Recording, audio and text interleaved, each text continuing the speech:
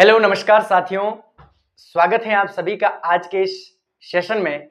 और आज हम बात करने जा रहे हैं मेरे उस 210 नंबर की कहानी के बारे में, या फिर कह लीजिए कि मैंने कैसे इस थर्ड ग्रेड परीक्षा में सफलता पाई, कैसे हुआ मेरा चयन, क्या थी मेरी रणनीति।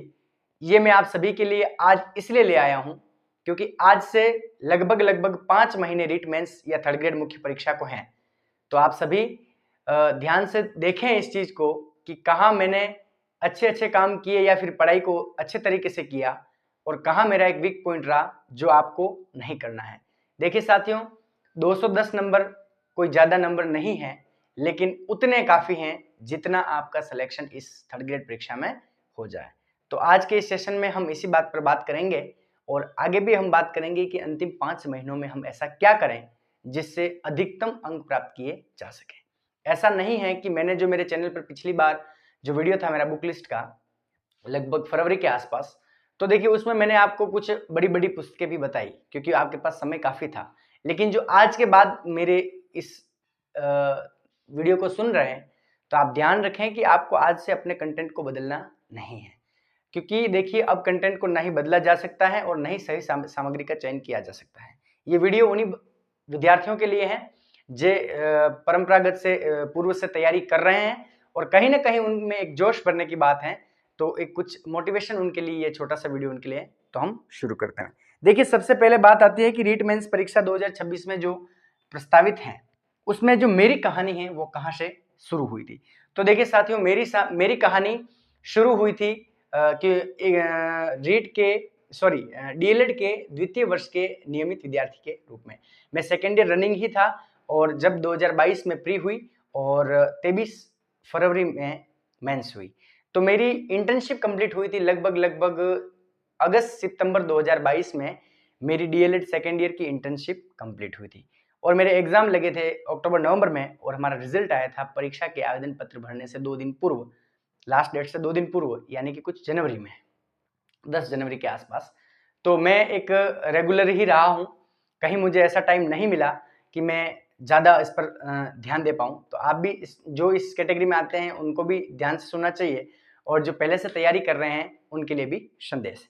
तो देखिए सबसे पहले मेरे जो आपने मेरे पीरियड समय की बात आपने मेरे कर ली। मेरा जो समय था कंपटीशन में कि मैंने 2022 के अगस्त के बाद तैयारी शुरू की थी। उसके बाद मेरा फेब 2023 में मेंस एग्जाम था। ये कहानी आपको मैंने बताई। उसके बाद क्या हुआ कि आप सर इस टाइम में कितना पढ़ते थे।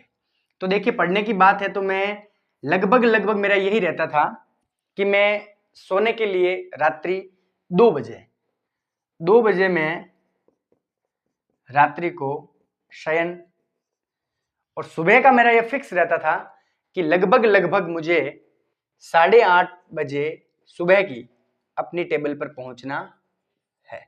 लगभग मुझे कितने 8:30 बजे मुझे टेबल पर पहुंचना है। तो देखिए आप आइडिया लगा सकते हैं।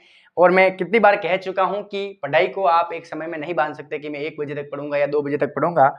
सीधा सा नियम है, जितना आपको टाइम मिले उसका बेस्ट से बेस्ट तरीके से आप उसको यूज कीजिए और उस टाइम के अलावा भी आप बिल्कुल अपना टाइम खराब ना करें।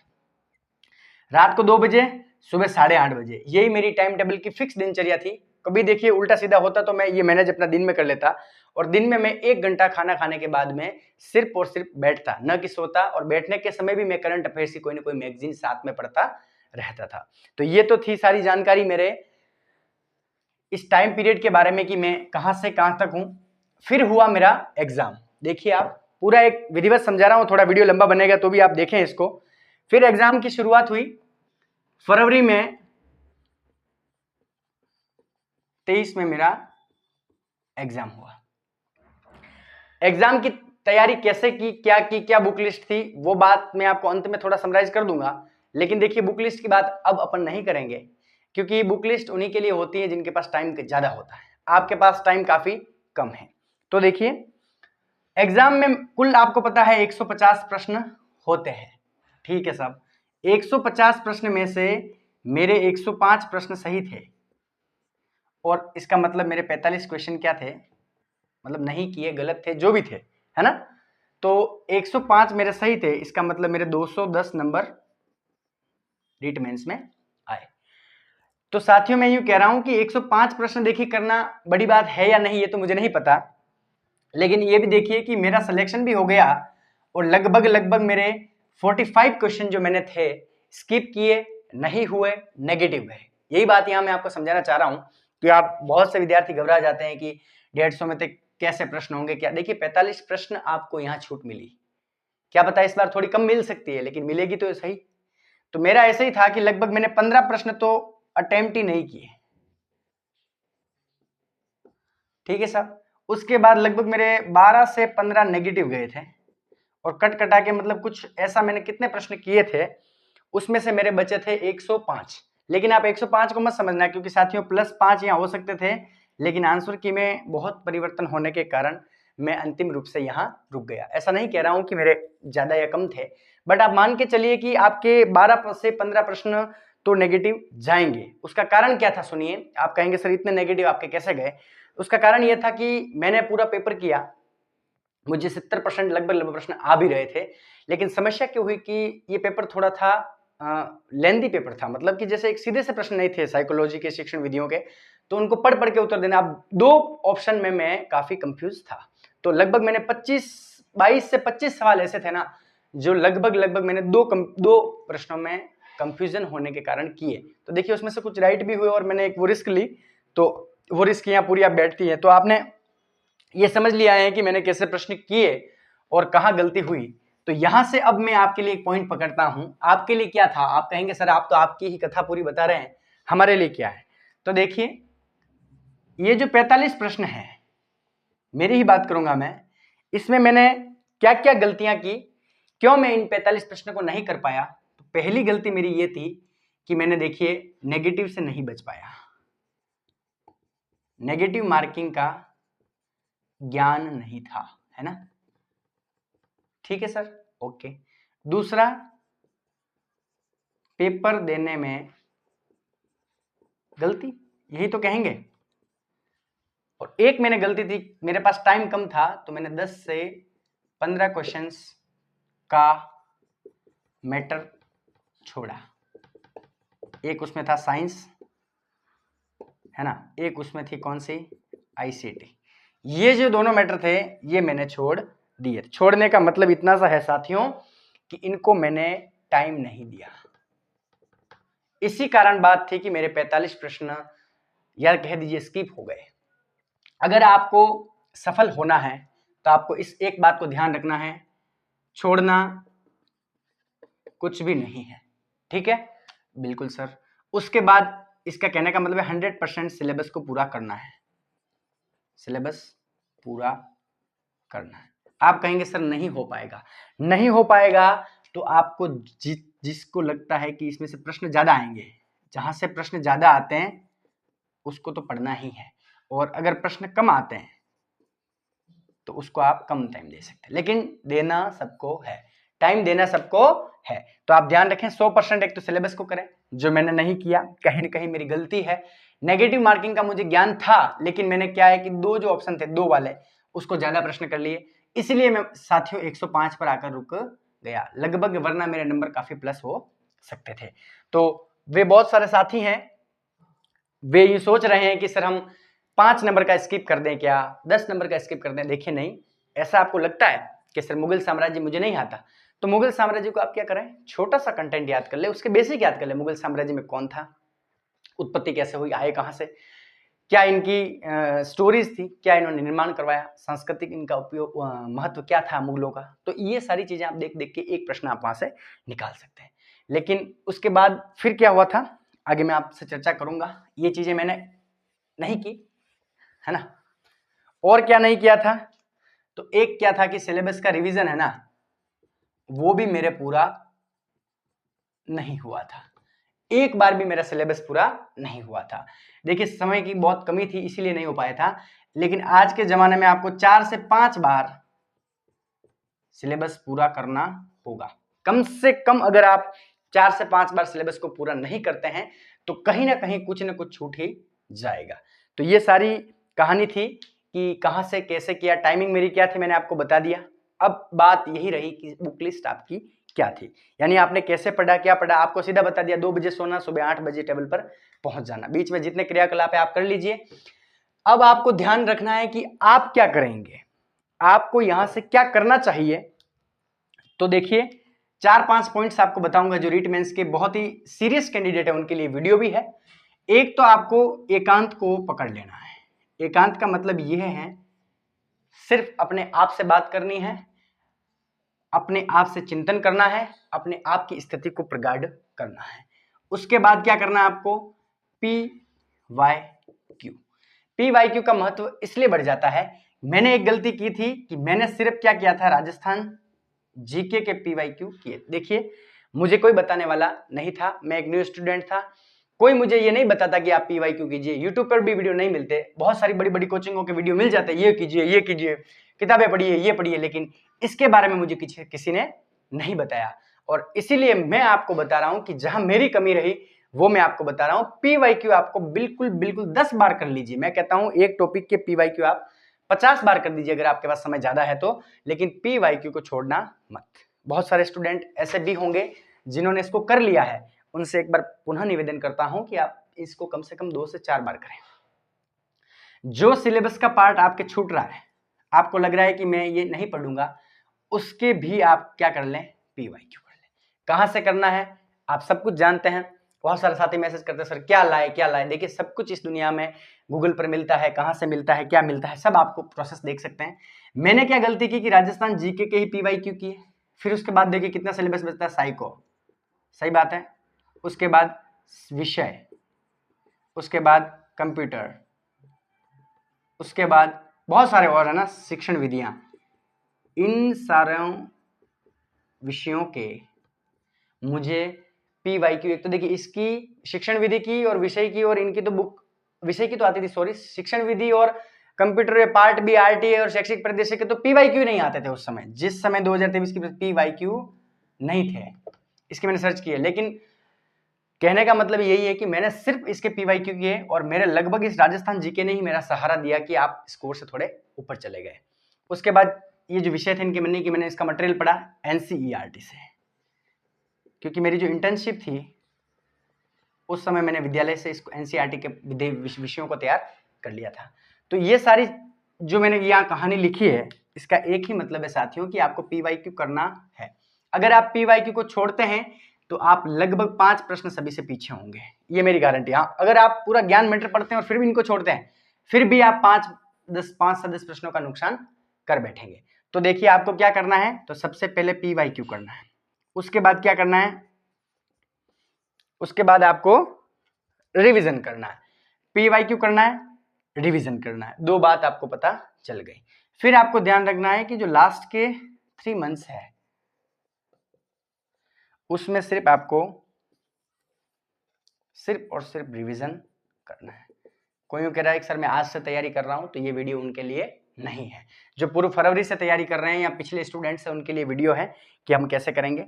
उसके बाद बात करेंगे कि कहां से पढ़ेंगे सर, तो आपको ध्यान रखना है जो आपका विषय है, ये सेकंड लेवल और थर्ड लेवल, फर्स्ट लेवल दोनों के लिए विषय आपको सिर्फ NCERT से तैयार करना है, ठीक है।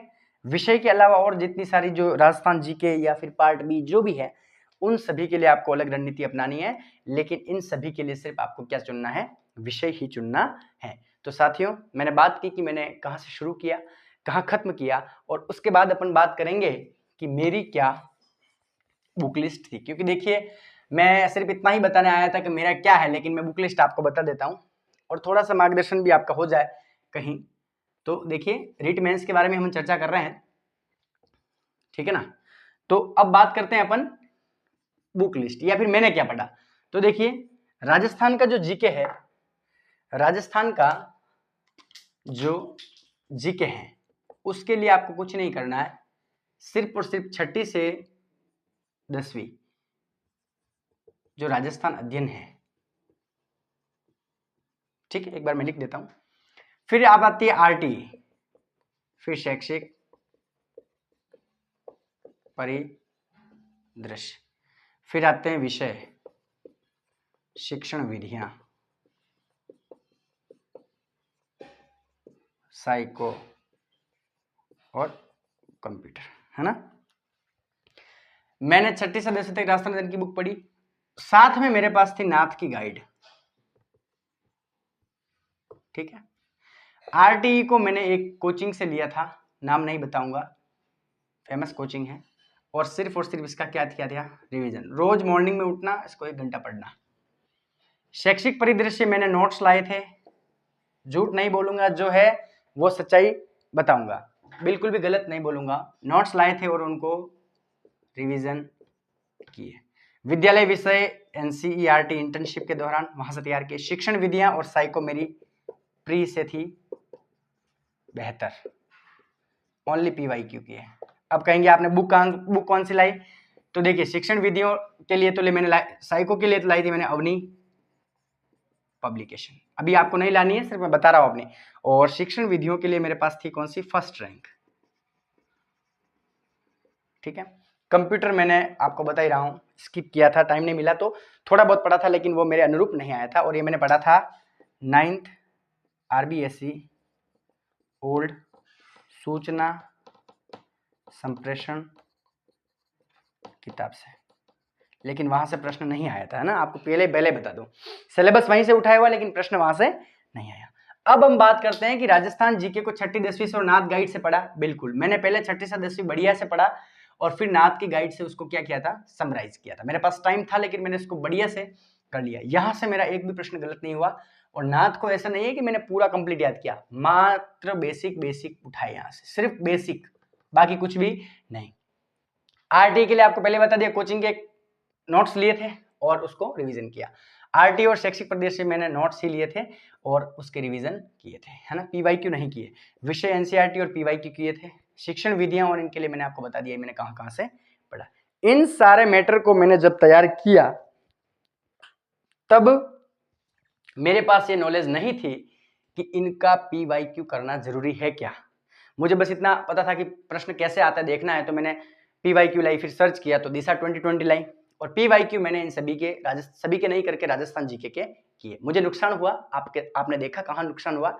तो आपको सभी को सलाह दूंगा, जो भी ज्ञान आपने जहां से भी पढ़ा है बहुत अच्छी बात है, जो भी गाइड आप पढ़ रहे हैं उससे चलाइए काम, बहुत अच्छी गाइड है। 80 से 90% सवाल सभी से मिलते हैं, ऐसा बड़े बड़े विद्वान गुरुजी भी कहते हैं और मैंने भी इसका अनुभव किया है।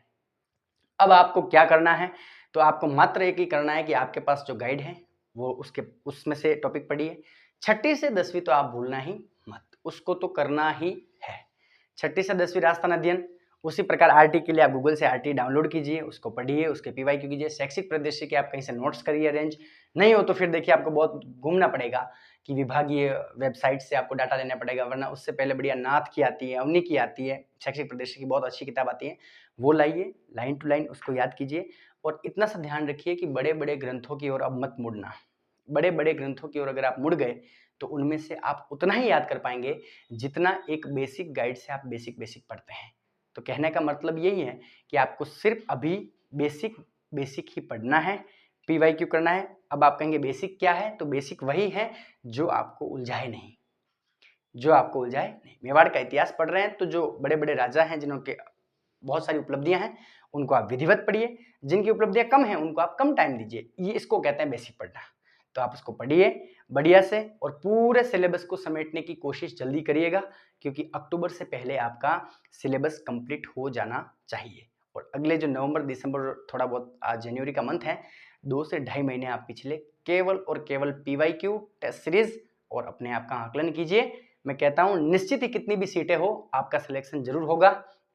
और मेरी ये वाणी अगर आप सभी सुन रहे हैं तो प्लीज आपसे हाथ जोड़िए कि आप पीवाईक्यू जरूर करें। मैं बार बार इस पर जोर देता हूं और जो भी मुझसे मिलता है उन सभी से कहता हूं कि पीवाईक्यू कीजिए, क्योंकि पेपर यहीं से बनने लग गया है साथियों। आप ये कह रहे हैं कि आरपीएससी के पेपर का ट्रेंड चेंज हुआ है तो क्या राजस्थान बोर्ड भी करेगा, ऐसा बिल्कुल नहीं है। आपका लेवल देखिए 8वीं 10वीं लेवल ही है, लेकिन 12वीं तक भी इस प्रश्न आ जाते हैं, लेकिन उससे बड़ा लेवल 2 और लेवल 1 वालों के लिए नहीं है। तो आप देखिए एनसीईआरटी आप तैयार कर लेते हैं, 6ठी से 10वीं राजस्थान याद कर लेते हैं, और बीच में अगर छोटा कंटेंट सही सामग्री का उपयोग सही तरीके से कर लेते हैं, समय का उपयोग, तो निश्चित मान के चलिए पेपर बहुत ईजी आने वाला है। साइको और शिक्षण विधियों को अप्लाइड क्वेश्चन आएंगे, राजस्थान जीके बहुत ही ईजी आएगा। 60 से 70% तो रिपीटेड ही आ जाएंगे और 20-30% आपकी जो वेरियस नॉलेज है, जो पूर्व अनुभव है, वो है। नेगेटिव मार्किंग से भी आपको ध्यान रखना है थोड़ा। बाकी सारी बातें करेंगे कुछ अगले वीडियो में। तो आप सभी जान चुके हैं कि कैसे क्या मेरी जो जर्नी थी वो मैंने आपको बताई। इससे अगर आपको कुछ सीख मिलती है तो आप इस वीडियो को शेयर कर दीजिए और शेयर करने के बाद सब्सक्राइब कर दीजिए और बेल आइकन को भी प्रेस कर दीजिए। जुड़े रहिए हमसे ऐसे ही एक नई जानकारी प्राप्त करने के लिए। और अंत में यही कहना चाहूँगा कि आप सभी अच्छे से पढ़ाई करें, पढ़ाई के साथ साथ अपने आप को फोकस्ड रखें, घबराए नहीं। आसपास की चीज़ों से देखिए, मुझे पता है सामाजिक जो जितने भी कार्य हैं वो आपको खींचेंगे, खींचना नहीं है, डटे रहना है। लाइब्रेरी में, रूम में, जहाँ भी आप पढ़ रहे हैं वहाँ आपको डटे रहना है। और भी आपका कोई प्रश्न तो कमेंट बॉक्स में डालिए। तब तक के लिए जय हिंद, मस्त रहिए।